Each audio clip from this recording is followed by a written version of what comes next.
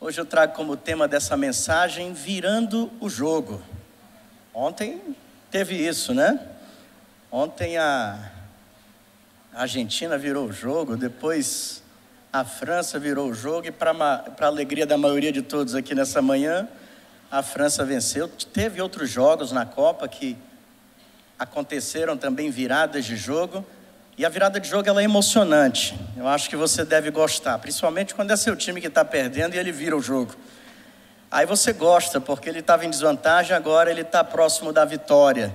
Ele sai de uma situação muito ruim e vai para uma situação favorável, né? Ele sobe na tabela, ele galga uma nova posição, tipo na Copa, falando de Copa, próximo, em direção à final de uma Copa do Mundo. Então é sempre ruim quando o adversário está em inferioridade no placar, mas quando você ouve falar que o time virou o jogo, aí você diz, esse é o meu time de coração, esse é o time pelo qual eu torço. Essa expressão também, virar o jogo, ela é usada para a vida. Quantas vezes as pessoas não falam assim, olha, minha vida estava numa situação, estava num ponto muito ruim e tal, mas num determinado momento da minha vida eu virei o jogo, ou então foi virado o jogo, e que deve ter até uma dimensão muito maior do que é uma virada de jogo no futebol. E hoje eu quero ler com você uma passagem da Bíblia, está lá em Gênesis capítulo 45, eu quero ler dos versículos 1 ao versículo 8. Na realidade a gente teria que ler muitos outros trechos, mas eu quero deixar isso como texto base para a nossa meditação nessa manhã, antes da celebração da ceia do Senhor. E quero meditar com você sobre alguém que, para mim, como personagem bíblico, é alguém que nós podemos dizer que, de fato, tem algo marcante na sua vida, que podemos dizer como alguém que virou o jogo da vida. Alguém que esteve em desvantagem nesse placar da vida por muito tempo, mas depois a virada de jogo foi real, foi certeira e foi assim arrasadora, foi muito benéfica para a vida desse personagem. Hoje nós vamos ler um pouquinho sobre a história de José.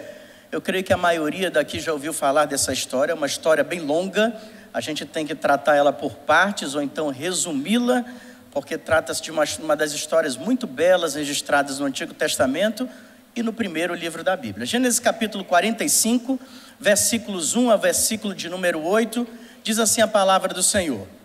A essa altura, José já não podia mais conter-se diante de todos os que ali estavam, e gritou, façam sair a todos. Assim, ninguém mais estava presente quando José se revelou a seus irmãos. E ele se pôs a chorar tão alto, que os egípcios que o ouviram, a notícia chegou ao palácio do faraó.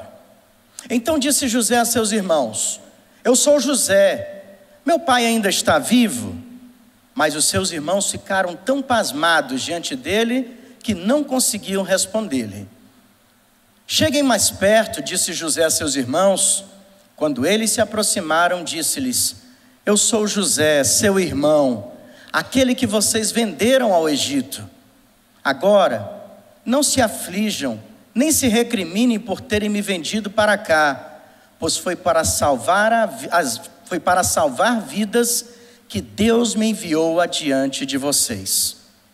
Já houve 2 anos de fome na terra, e nos próximos 5 anos não haverá cultivo nem colheita, mas Deus me enviou à frente de vocês, para lhes preservar um remanescente nesta terra, e para salvar-lhes a vida com grande livramento. Assim, não foram vocês que me mandaram para cá, mas sim o próprio Deus.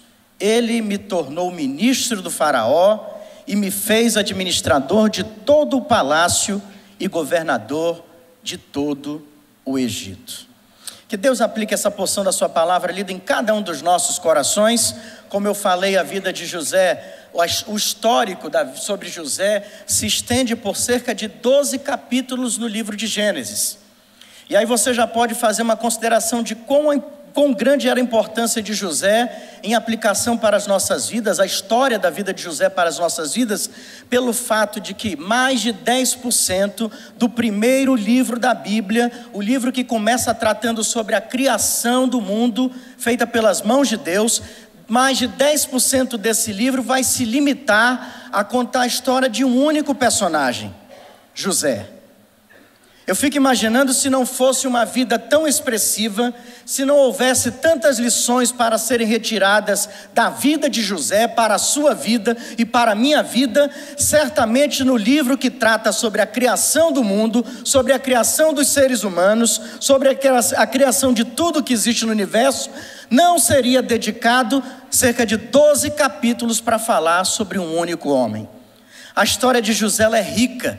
A história de José é recheada de detalhes. A história de José fala sobre superação, fala sobre paciência, fala sobre perseverança. A história de José fala sobre as nossas vidas. A história de José fala sobre traição, fala sobre engano, fala sobre abandono, mas fala sobre virada de jogo. Hoje, nesse momento em que vivemos aí todo esse clima de Copa, eu quero falar justamente isso com você, sobre virando o jogo. É possível que em alguns momentos da sua vida você já passou por essa experiência de perceber que havia necessidade de virar o jogo, porque caso contrário você perderia essa grande partida da sua vida. Quero falar para você nessa manhã sobre virar o jogo, porque eu acredito que talvez vidas ainda não passaram por essa experiência, ou talvez ainda não tiveram a inspiração, ou não encontraram forças para dizer: é o momento de virar o jogo na minha vida. Quero falar sobre virando o jogo, porque eu acredito que há pessoas que talvez digam: eu já perdi essa partida, pastor, eu já perdi esse jogo, no jogo da vida eu sou um derrotado. E quando a gente olha para a vida de José, a gente encontra esperança para que pessoas que pensam que estão derrotadas, que estão com a partida totalmente perdidas, ainda chegue uma luz para elas e digam: ainda existe tempo para prorrogação. E você pode virar esse jogo. Hoje eu quero falar para você que enfrenta lutas, que já passou por decepções, que parece que tem perdido partidas no jogo da vida. Eu quero dizer para você: está na hora de virar o jogo também. Assim como aconteceu com José. José, esse personagem que ocupa tanto espaço, como eu já falei, do primeiro livro da Bíblia Sagrada, é uma vida muito rica na sua história, na sua biografia. É uma pena não termos assim tempo suficiente para falar. Seria preciso uma série de mensagens para nós ressaltarmos e para que pudéssemos trabalhar alguns pontos tão maravilhosos, tão evidentes na vida de José, que fizeram a diferença na sua biografia. Seria preciso muito tempo para isso.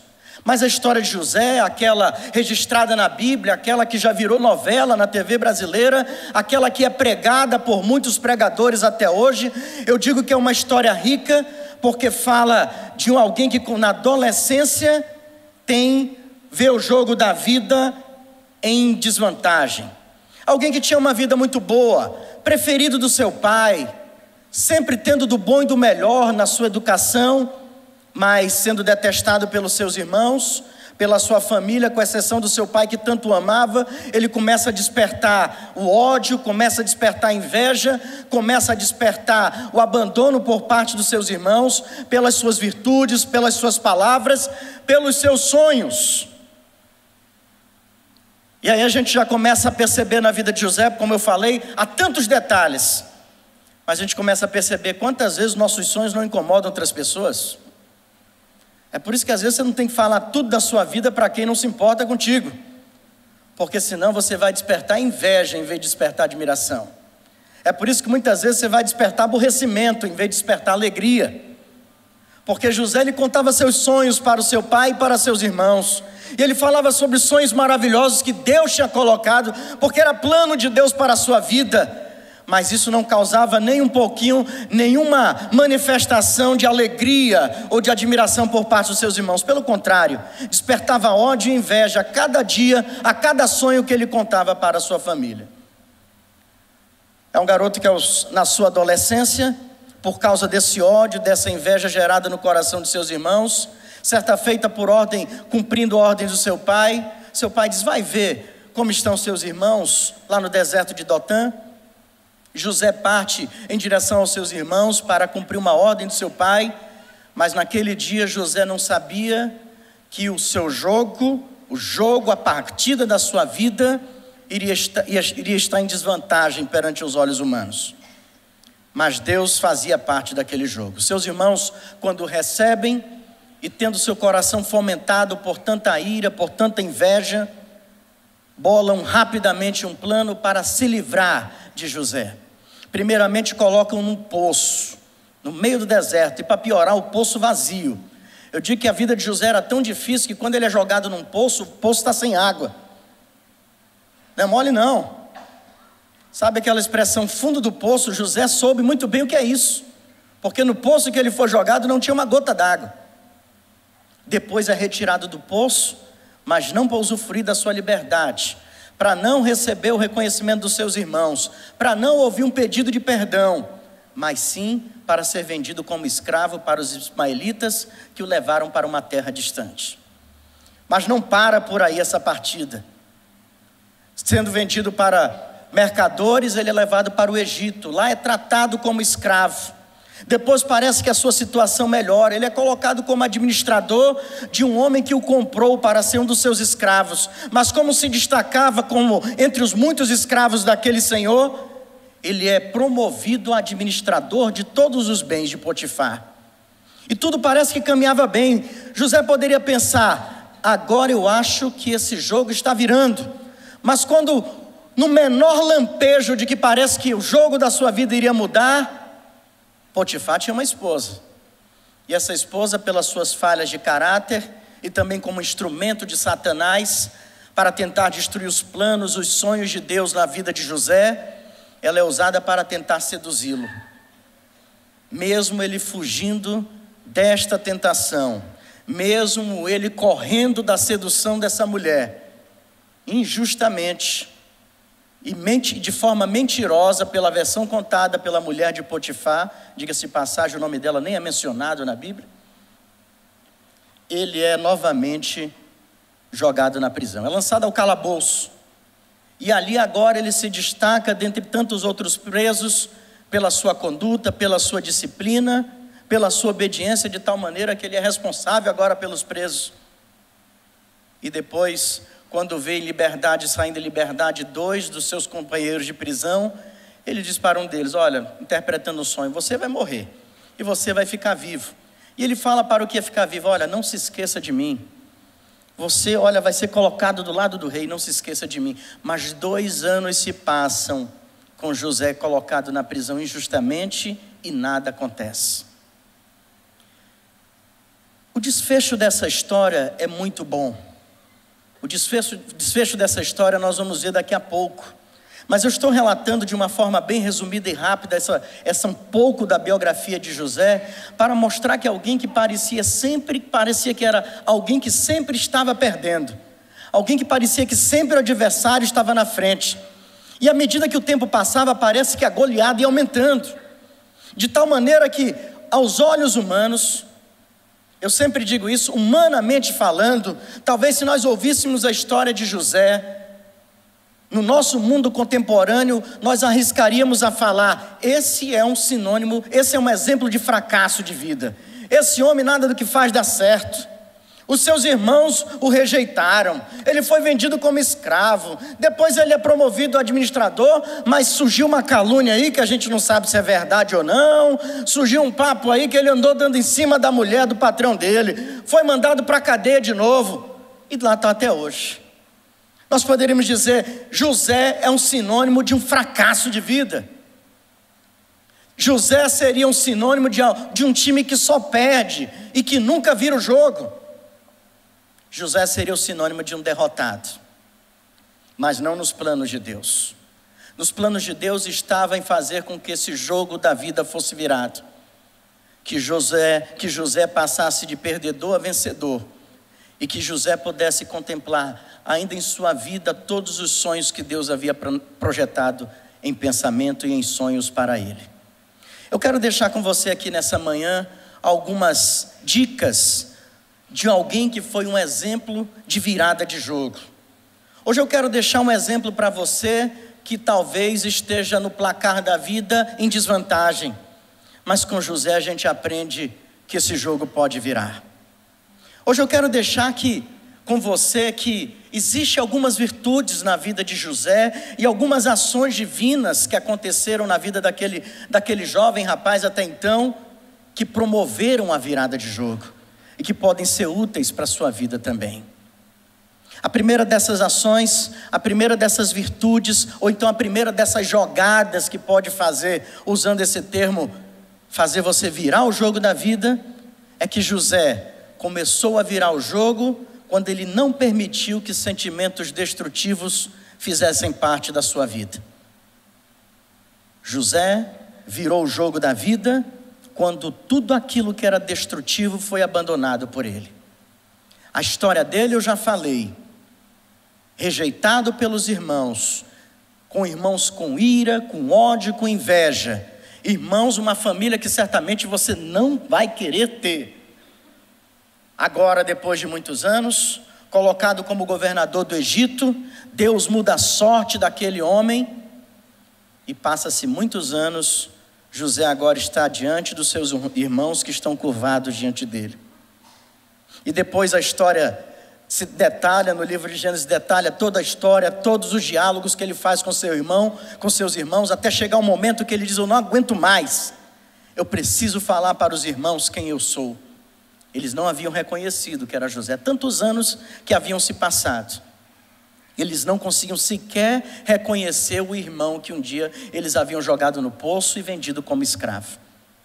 E José agora diante daqueles irmãos que o rejeitaram, que o odiaram, que o jogaram num poço vazio, que o venderam como escravos, que chegaram para o seu pai e disseram que ele havia sido atacado por uma fera, por um animal de campo e havia morrido, que simularam uma morte, derramaram sangue de animal na sua capa e levaram para o seu pai dizendo: oh, o que restou dele foi isso. Ele agora está diante dessas mesmas pessoas que armaram todo esse cenário, todo esse jogo em qual José parecia ter perdido. Ele está diante desses irmãos, ele está diante dessa família, e nesse momento José, eu fico imaginando aqui com você, quem sabe você assistindo esse capítulo dessa novela de José, você poderia ter dito: agora é a hora de José dar o troco, agora é a hora da vingança de José, agora José pode liberar todo o sentimento que ele tem guardado por esses irmãos que o abandonaram, que o invejaram, que o venderam como escravo, que fizeram ele perder a família, a adolescência, a juventude dentro de uma prisão, que fizeram com que ele fosse caluniado e lançado como prisioneiro novamente. Agora é a vez de José, agora é a hora do troco. Quantas vezes a gente não pensa dessa maneira? Pessoas que nos trazem tantos malefícios, e quando você está numa outra posição melhor que essa pessoa, quantas vezes você não é tentado a pensar e agir dessa forma? Agora é a hora do troco, agora é a hora da vingança. Mas deixa eu falar uma coisa para você que está me ouvindo agora. José abriu mão de tudo aquilo que poderia destruí-lo. José abriu mão de todos os sentimentos destrutivos. José abriu mão de toda a vingança, de todo o ódio, de toda a ira. José, à medida que os anos foram passando, ele deixou se esvaziar dessas coisas. José disse: fui colocado num jogo do qual eu não estava planejando, mas eu vou jogar para vencer mesmo assim. E em vez de ficar se remoendo por dentro pelas coisas que fizeram com ele no passado, José olha para frente, José olha para o futuro e procura usar cada oportunidade da sua vida para tentar virar o jogo, mesmo que esse jogo não estivesse virando. Ele usa a oportunidade na casa de Potifar para se destacar, e quando é promovido administrador, parecia que esse jogo ia virar, mas vem a mulher de Potifar, tenta seduzi-lo, ele nega, ela o calunia, ele é jogado na prisão, parece que esse jogo é mais uma goleada contra José. Mas ele começa a abandonar tudo aquilo que poderia destruí-lo por dentro. José abandona qualquer raiz de sentimento destrutivo. José abandona qualquer raiz de amargura, como diz a palavra de Deus em Hebreus, que se não for arrancada, essa raiz vai se estender por baixo da terra. José disse: eu não vou deixar essas raízes amargas se desenvolverem no meu coração. José abriu mão, José abandonou, José largou. E quando estava diante dos seus irmãos, você poderia dizer: é a hora de ele dar o troco. Mas José, sabe o que ele diz para esses irmãos que fizeram tudo isso com ele? Cheguem-se para perto de mim. Ah, quem você quer dar o troco, você não diz chega para perto, você quer essa pessoa bem longe, não é isso? José diz: cheguem-se mais perto. Depois ele diz: não se aflijam, nem se recriminem por me terem vendido para cá. Ah, irmãos, José poderia ter tido um outro discurso. José talvez poderia ter tido o discurso que quem sabe você tem. Mas quem quer virar o jogo da vida abandona tudo que pode tentar lhe destruir, inclusive sentimentos. José abre mão disso aí. E quantos malefícios, como é que seria a história de José se ele, em vez de abrir mão desses sentimentos destrutivos, ele tivesse se vingado? Não tenho dúvida nenhuma que não haveria 12 capítulos do primeiro livro da Bíblia para falar sobre José, porque ele seria um péssimo exemplo de vida. Mas porque abriu mão de tudo aquilo que poderia arruiná-lo, porque abriu mão de tudo aquilo que fazia parte do coração dos irmãos dele, mas ele disse: eu não quero que isso faça parte de mim. Sentimento destrutivo não precisa ser hereditário. Você não precisa ter os mesmos sentimentos, os mesmos malefícios que os seus ancestrais têm ou tiveram. E José abre mão de tudo isso aí para dizer: eu não quero ser assim. Eu tenho dúvida que a história de José não seria tão longa na Bíblia Sagrada. Essa semana eu estava lendo um pouco sobre ainda o Antigo Testamento. Eu li sobre a história de Sansão. José tem 12 capítulos, Sansão tem um trecho no livro de Juízes. E aquele homem que Deus o abençoou, desde o seu nascimento, os pais de Sansão oram e perguntam para Deus dizendo assim: Senhor, como é que tu queres que nós eduquemos essa criança? Mas à medida que Sansão vai crescendo, ele não está interessado na direção de Deus. Embora Deus lhe tenha beneficiado com força, com um dom bem extraordinário e diferente dos outros. Um homem com talento capaz de guerrear e vencer batalhas, mas perde a batalha para si mesmo. Perde o jogo da vida para si mesmo. O orgulho de Sansão era maior que a força que Deus tinha lhe dado. Sentimento destrutivo. E a Bíblia vai dizer no trecho que fala sobre a história de Sansão, que aquele homem que Deus capacitou com força para destruir os exércitos inimigos do povo de Israel, o povo de Deus, o dia que ele matou mais pessoas, que dia foi? No dia da sua morte. O último dia da sua vida foi o dia que Sansão cumpriu com mais eficiência aquilo para o qual Deus o criou. Somente no último momento da sua vida. Mas o orgulho de Sansão era maior que a força que Deus tinha lhe dado para cumprir um propósito para uma nação. Eliminar, enfraquecer, tirar da frente todas as ameaças do povo de Israel. Orgulho, maior que a força, maior que o dom e o talento que Deus tinha dado a Sansão. Sentimentos destrutivos não fazem virar o jogo. Mas quando você os abandona, aí nós vimos Sansão no seu último dia de vida se humilhando diante de Deus: Senhor, me concede novamente a força que um dia tu me deste, meu pai. Eu brinquei muito com perigo. Meu orgulho era tão grande que Dalila estava por ali e por acolá, sempre tentando descobrir o segredo da minha força. Mas o meu orgulho era tão grande, Senhor, que eu dizia: jamais alguém vai descobrir. Eu posso brincar com perigo. O orgulho de Sansão falava maior do que a voz de Deus ao seu coração.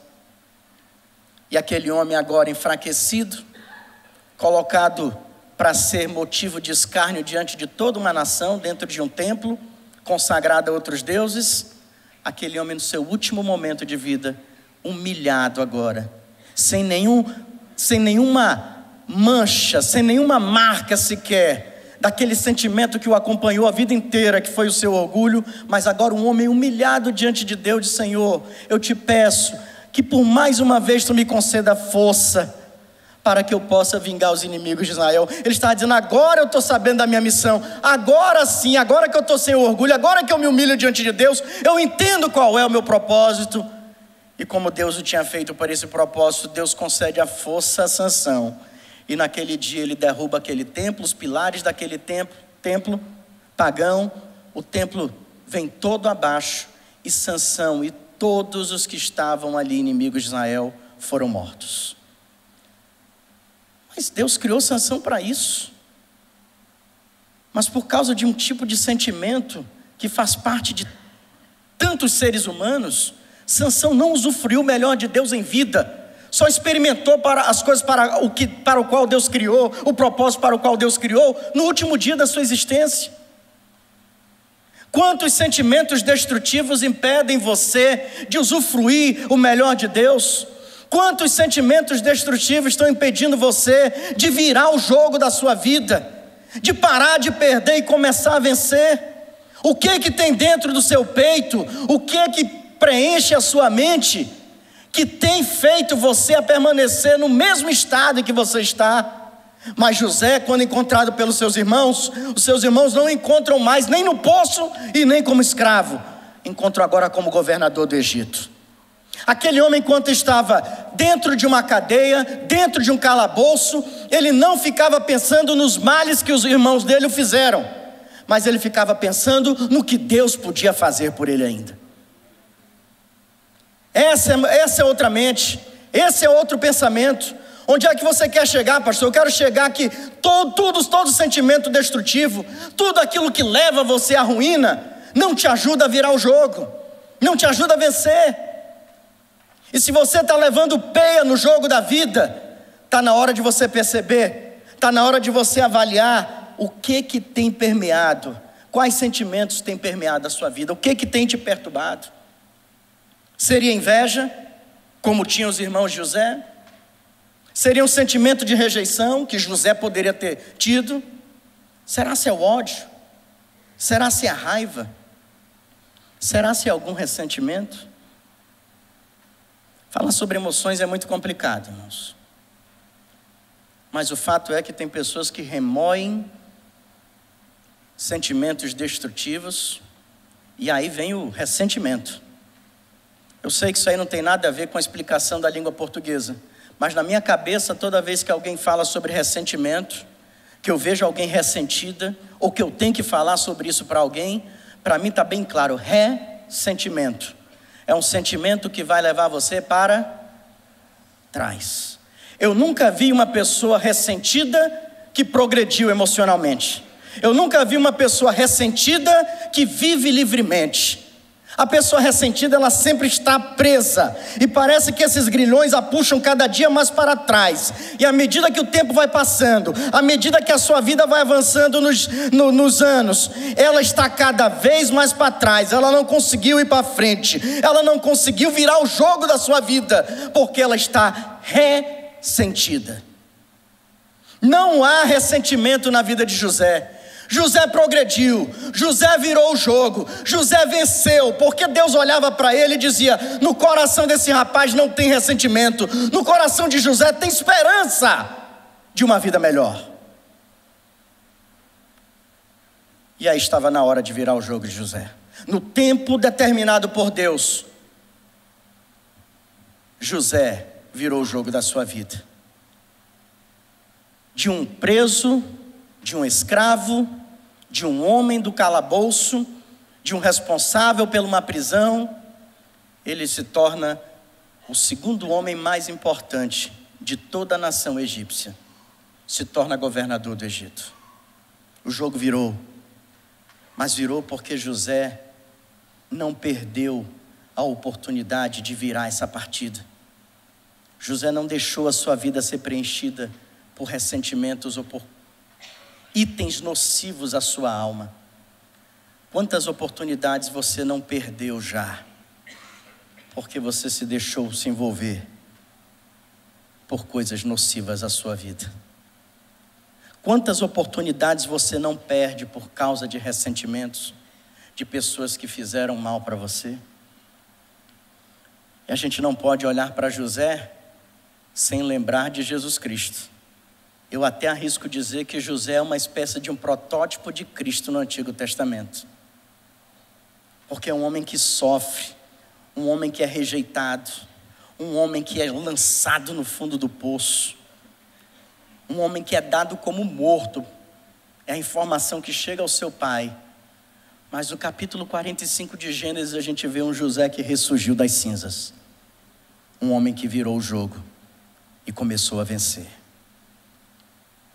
Não perca oportunidades nessa vida por causa de coisas que são nocivas à sua alma. Abandone, abra mão, arranque, jogue fora isso do seu viver, para que você comece a virar o jogo da vida.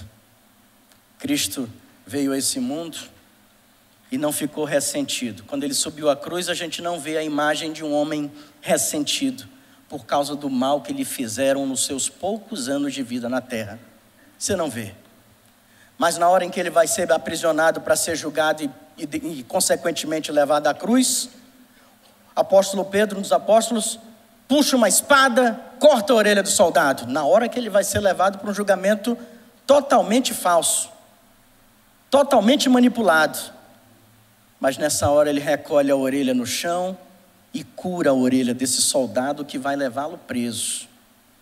Ele não está ressentido.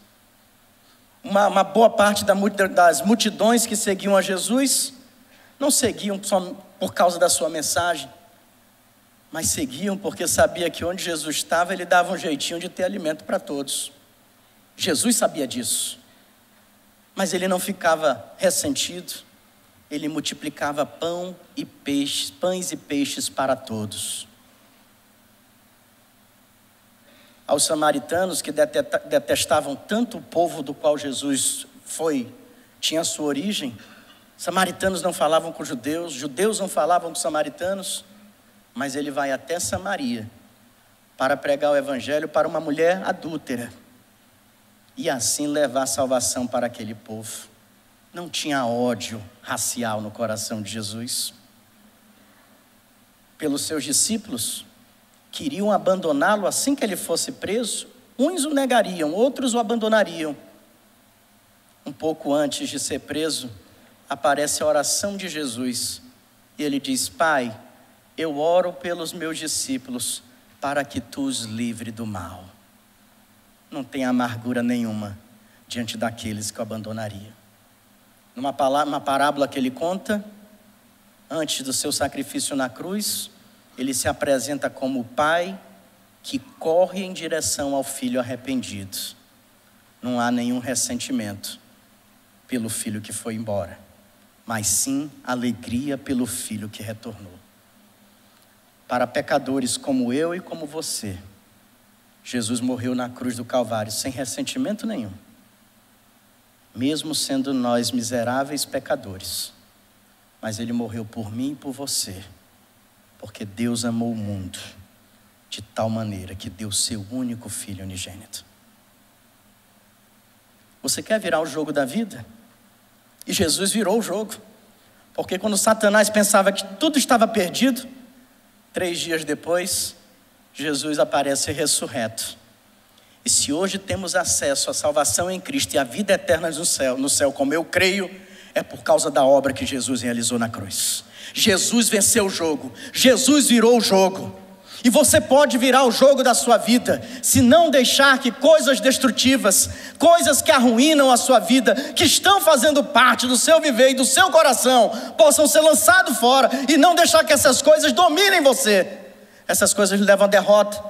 Essas coisas vão ser usadas como ferramenta de Satanás para fazer você continuar perdendo. Vira esse jogo. Abandone aquilo que é destrutivo. Jesus é perito em ajudar pessoas que querem virar o jogo a torná-las em vitoriosas. Ele disse: venham a mim, todos vocês que estão cansados e sobrecarregados, e eu vos darei descanso. Jesus é vencedor. E Ele está dizendo nessa manhã para você que Ele quer virar o jogo da sua vida. mas Ele quer que você abandone tudo aquilo que tem te autodestruído, tem te autodestruído. Você precisa dizer diante de Deus: Senhor, abandono todas essas coisas, porque eu quero virar esse jogo. Amém, irmãos? Abandone tudo aquilo que for destrutivo da sua vida. É assim que você começa a virar o jogo da vida.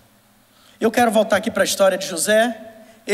Já contei um pouco da história dele, já falei que diante dos seus irmãos, ele diz: cheguem mais perto, e não se aflijam, e nem se recriminem pelo que vocês fizeram para mim.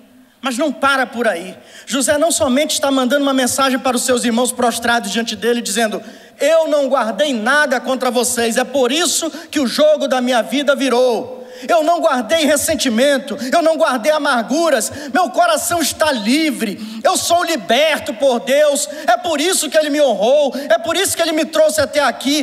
Deus virou o jogo da minha vida. Eu não guardei nada que pudesse me destruir no meu coração. Mas não para só por aí. Aí seria um ato até então meramente humano. Mas agora José dá um passo a mais. Eu diria que esse passo não é só humano, é divino também. Porque a maior expressão desse ato está na obra de Deus por nós, pela humanidade. Sabe qual é? Perdoar. José não simplesmente impediu que sentimentos destrutivos o acompanhassem na sua jornada, mas quando também na hora necessária, no momento crucial com seus irmãos diante dele, José perdoa. Não se recriminem, não se aflijam pelo mal que vocês fizeram para mim, por vocês terem me vendido para cá, pois foi para salvar vidas que Deus me enviou adiante de vocês. José está dizendo: não se culpem, vocês já estão perdoados. Vocês me jogaram no poço, eu não esqueci não, mas eu já perdoei vocês. Vocês me tiraram do poço para me vender como escravo, eu lembro desse dia, mas eu perdoei vocês. Vocês não sabem o que aconteceu, eu fui servo em vários lugares no Egito, eu perdoei vocês. Vocês fizeram perder a minha juventude, eu já perdoei vocês. Deixa eu lembrar mais uma. Eu fui caluniado pela mulher do meu chefe e fui lançado no calabouço, mas não tem problema não, eu já perdoei vocês. José virou o jogo da vida porque ele soube perdoar. Eu tenho ouvido muitas mensagens desse púlpito falando sobre perdão. É como se Deus ainda estivesse insistindo com pessoas nesse lugar, ou que nos acompanham pelos seus computadores ou pelos seus celulares, como se Deus estivesse batendo na porta de corações dizendo: você precisa perdoar. Mas o mal foi horrível que me fizeram. Você precisa perdoar. Mas eu estou totalmente, mudaram a rota da minha vida. Você precisa perdoar. Alguém já disse que não perdoar é tomar veneno e esperar que o seu inimigo morra. Loucura. Não perdoar é achar que por causa daquilo que você está acumulando dentro do peito, a pessoa pela qual você está acumulando isso é que vai sofrer os danos, mas quem está sofrendo é você. José perdoa. José abre mão de tudo que lhe fizeram. A juventude perdida, jogado num poço, afastado do seu pai, caluniado pela mulher de Potifar, por ter sido esquecido no calabouço pelo seu companheiro de prisão por 2 anos, até que ele se lembre novamente. José perdoa tudo isso dos seus irmãos, porque tudo que aconteceu foi consequência do ato dos seus irmãos lá atrás. Mas ele simplesmente perdoa. Eu quero dizer uma coisa para você: não adianta você ouvir todo domingo uma mensagem sobre perdão, mas se você não estiver disposto a perdoar, você vai continuar perdendo nesse jogo. Esse jogo não tem virada enquanto você não perdoar. Você não vai progredir, você não vai avançar, você não vai vencer enquanto você não perdoar. Não perca oportunidade de perdoar, porque você vai estar perdendo oportunidades de virar o jogo. Não perca oportunidades, e ninguém muda ninguém.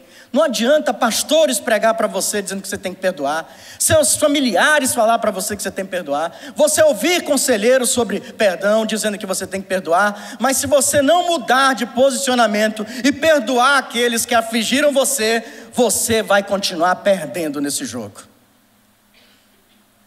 Eu me lembro quando da Guerra do Golfo, foi uma frase que ficou na minha memória, eu não esqueço dela, daquela guerra que os Estados Unidos invadiu, teve aquela operação, esqueci o nome da operação agora, faz tanto tempo a guerra, lá do Iraque.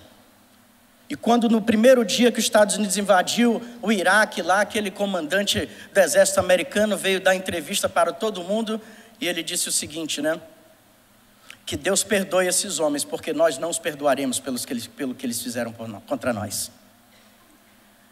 E aquela frase ficou na minha mente, porque parece que tem gente que está transferindo o perdão que tem que ser seu. Que Deus o perdoe, porque eu não vou perdoar. Parece que tem gente que está querendo que Deus faça o que é obrigação sua. Porque Deus só vai fazer aquilo que está além dos nossos limites. E perdoar compete a você. Porque quanto ao perdão de Deus, Ele já executou na cruz do Calvário, quando Ele mandou o seu único filho para morrer pelos nossos pecados. Ele nos perdoou na cruz. Mas tem gente que não quer perdoar o inimigo. Na oração que Jesus ensinou, Ele diz: perdoai as nossas ofensas, assim como nós perdoamos os nossos ofensores. Quantos fazem dessa oração chamada Pai Nosso uma mentira? Quantos verbalizam na oração Pai Nosso o que não vivem? Porque perdoar compete a você. Josué teve uma grande oportunidade da sua vida, mas ele queria virar o jogo, ele não queria se vingar, ele não queria ele não queria tomar veneno e esperar que os seus irmãos morressem. Sabe o que ele fez? Ele perdoou tudo o que fizeram. José não perdeu uma oportunidade de perdoar. Eu certa feita falei aqui numa série de estudos sobre a questão de emoções, e eu falei que as pessoas que não perdoam, eu chamei até de a prisão dos que não perdoam, são pessoas que estão encarceradas. Pessoas que não perdoam são pessoas que odeiam. Pessoas que não perdoam são pessoas que têm desejo de vingança. Pessoas que não perdoam são pessoas que vivem ressentidas. Elas vivem encarceradas. Sabe, uma pessoa numa penitenciária que teve a sua liberdade tomada, é assim que vive uma pessoa que não perdoa. A prisão dos que perdoam. Mas Jesus Cristo, no alto da cruz, enquanto as pessoas lançavam sortes, leiloavam a capa com a qual ele chegou lá no Calvário, soldados de uma forma bem humilhante, apostando para ver quem ficava com a capa dele, sendo humilhado, antes de ter subido na cruz, foi esbofeteado, cuspido no rosto, levou socos, foi colocado uma coroa de espinhos na sua cabeça, uma lança traspassou o seu corpo. Mas diante de tudo isso, sabe quais foram as palavras de Jesus? Pai, perdoa-lhes, porque eles não sabem o que fazem. Tem muito crente por aí que está mandando gente para o inferno, quando algo de mal lhe é feito contra si. Jesus do alto da cruz diz: Pai, perdoa-lhes, eles não sabem o que fazem. Precisa de um exemplo maior que esse para você perdoar? Vai ser preciso um outro aconselhamento, uma outra mensagem, uma outra conferência, um outro retiro, para você descobrir que tem que perdoar o seu irmão, que tem que perdoar o seu cônjuge, que tem que perdoar o seu pai, que tem que perdoar o seu filho, que tem que perdoar o seu colega de trabalho, que tem que perdoar pessoas que estão longe ou perto de você. Se você quiser virar o jogo da sua vida, perdoe. José teve que perdoar uma família inteira atacada de uma vez. Não foi perdoar um, não. Foi perdoar vários. Seus irmãos que ficaram em silêncio por tantos anos, por terem feito mal contra ele, criado uma trama mentirosa para entregar como versão para o pai, uma versão verdadeira para o seu pai. Foram as pessoas que José teve que perdoar uma a uma naquele único dia. Se você quiser virar o jogo da vida, aprenda com José, aprenda com Jesus, aprenda a perdoar. José virou o jogo diante dos seus irmãos naquele dia. Mais uma vitória para o time de José, porque naquele dia ele perdoou. Que você aprenda a perdoar como José perdoou. Que você siga o exemplo de Jesus ao perdoar do alto da cruz, não somente aqueles que estavam fazendo escárnio contra si, mas Jesus perdoou também cada um de nós, miseráveis pecadores. E tem mais uma virtude que nós aprendemos com José, e daqui eu caminho para o fim. José virou o jogo da vida quando ele acreditou por tantos anos que Deus, em tudo que ele estava passando, tinha um propósito. A gente não chegou a ler, mas como eu falei para vocês, mais de 10% do livro de Gênesis fala sobre José. O último capítulo de Gênesis o livro de Gênesis termina falando sobre José. E lá no capítulo 50, o último capítulo de Gênesis, nos versículos 19 e 20, tem a seguinte frase de José. José, porém, lhes disse: não tenham medo. Estaria eu no lugar de Deus? Vocês planejaram mal contra mim, mas Deus o tornou em bem, para que hoje fosse preservada a vida de muitos. José virou o jogo da vida, porque lá no poço, lá na cadeia, lá no calabouço, na casa de Potifar, de volta para a cadeia, e depois na cadeira de governador do Egito, José sabia que em tudo que acontecia na sua vida, Deus tinha um propósito. É por isso que José não se ressentiu. É por isso que José não viveu uma vida amargurada. É por isso que José não se transformou num alcoólico. É por isso que José não se entregou às drogas. É por isso que José não matou os seus irmãos. É por isso que José não tirou a própria vida, porque José acreditava que em tudo que tinha acontecido e estava acontecendo na vida dele, Deus tinha um propósito. Você consegue perceber que Deus tem um propósito nas circunstâncias da sua vida? Você consegue perceber um propósito de Deus na falência? Você consegue perceber o propósito de Deus na doença? Você consegue perceber o propósito de Deus nas dores? Você consegue perceber o propósito de Deus no desemprego? Você consegue perceber o propósito de Deus nos problemas familiares? Você consegue perceber o propósito de Deus nas decisões que você toma? Você consegue perceber o propósito de Deus no que está acontecendo hoje na sua vida? Deus tem um propósito para você. Deus tem um propósito para o qual Ele criou. Não tem nenhum dos mais de 7 bilhões de habitantes na terra que tenham sido gerados se Deus não tiver um propósito para cada um. Você é especial para Deus. Você é importante para Ele. Ele tem um propósito para a sua vida, independente da sua idade, independente da sua condição social, independente da sua condição física, independente da sua altura.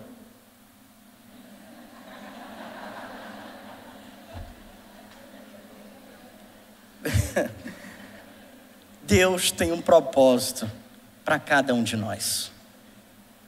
Deus tem um propósito. José percebeu, ainda adolescente, e quem dera eu admiro a maturidade de José, que passou por circunstâncias tão complexas, tão desastrosas, tão marcantes, em uma idade ainda tão tenra, mas a gente não ouve murmuração, não ouve lamento, não se lê sobre reclamação. A gente percebe um jovem, depois um homem, que aprendeu que Deus tinha um propósito, do poço à cadeira de governador. Em todo esse processo Deus estava agindo na vida dele. Deus é um Deus de processos, se você ainda não sabe. Quarta-feira falávamos que Jesus é a luz do mundo. Jesus ilumina um passo por vez. Ele não precisa lançar um farol no destino que Ele quer que você chegue, mas Ele quer iluminar os seus passos, porque Ele tem um propósito no decorrer da jornada. Creia nisso, como José creu. Jó era tão bem sucedido, tinha uma grande família, era um homem de Deus, intercedia por toda a família diariamente, tinha muitas riquezas, uma família bela, bastante funcionários, uma saúde plena. Que mais um homem pode querer? Jó tinha tudo que um homem, uma pessoa pode querer nessa vida.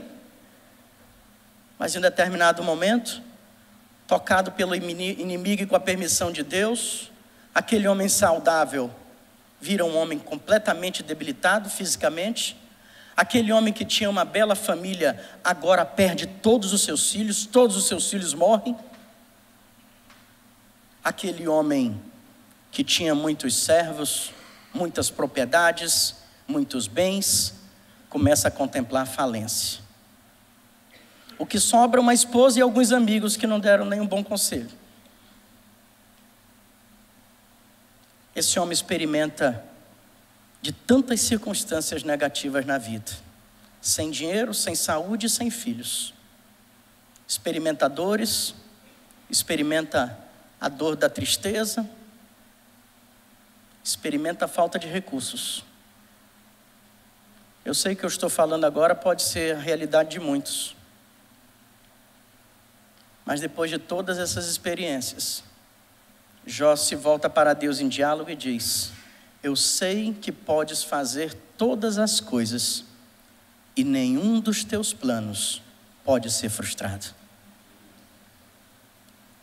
O Deus que estava com Jó na riqueza, com a família completa e na saúde, era o Deus que estava com Jó na enfermidade, na perda dos filhos e na falência. Deus estava com Jó em cada dia. Nos momentos alegres, na hora dos banquetes, Deus estava lá naquele banquete. Mas nos momentos difíceis, quando aquelas úlceras que tomavam todo o corpo de Jó estavam perturbando ele a tal ponto de ele pegar cacos e esfregar na sua pele, Deus estava lá também. Na hora que Jó gritava seus ais de tanto sofrimento, Deus estava ouvindo. Na hora em que aquele servo dele chega e diz: olha, todos os teus filhos morreram, o ombro de Deus estava lá para consolar Jó, porque Deus tinha um propósito para a vida dele. E Deus iria trabalhar esse propósito mesmo através das circunstâncias, quer sejam boas, quer sejam ruins. Deus estava com Jó cumprindo o propósito dele. Paulo, quando escreveu a igreja de Roma, ele disse o seguinte, eu acho esse dos versículos assim uma das filosofias, porque Paulo filosofava muito. Para estudiosos, para filósofos, ele falava como filósofo. Para homens comuns, ele falava como homens comuns. Mas parece que tinha momentos assim, marcantes na vida do apóstolo Paulo, que ele falava coisas que realmente tinham que chegar para pessoas nesse 1º de julho de 2018. E uma dessas coisas que ele disse foi a seguinte: sabemos que Deus age em todas as coisas para o bem daqueles que o amam, dos que foram chamados de acordo com o seu propósito.